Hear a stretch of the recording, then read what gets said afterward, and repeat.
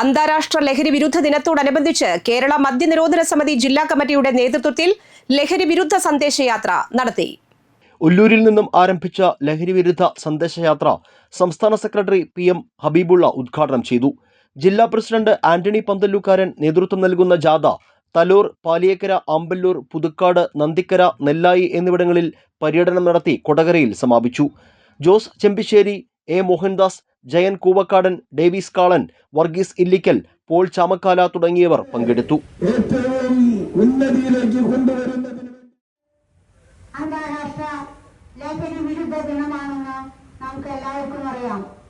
ഇന്നേ ദിവസത്തിന്റെ പ്രാധാന്യം കണക്കിലെടുത്തുകൊണ്ട് കേരള മദ്യനിരോധന സമിതിയുടെ നേതൃത്വത്തിൽ അധ്യക്ഷൻ ശ്രീ ആന്റണി പന്തല്ലൂക്കാരൻ, സംസ്ഥാന സെക്രട്ടറിമാരായ PM ഹബീബുള്ള, മേഴ്സി ജോയ്, തൃശൂർ ജില്ലാ സെക്രട്ടറി ശ്രീ ജോസ് ചെമ്പിശ്ശേരി, കിഷോർ മോഹൻദാസ്, മറ്റു ജില്ലയുടെ ഉന്നതരായ നേതാക്കന്മാർ,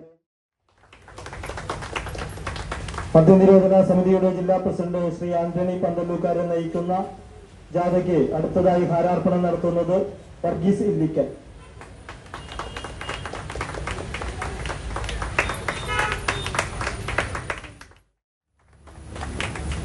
ഹാരാർപ്പണങ്ങൾക്ക് നന്ദി പ്രകാശിപ്പിച്ചുകൊണ്ട് ജാഥ ക്യാപ്റ്റൻ ശ്രീ ആന്റണി പന്തല്ലൂക്കാരൻ സംസാരിക്കുന്നു.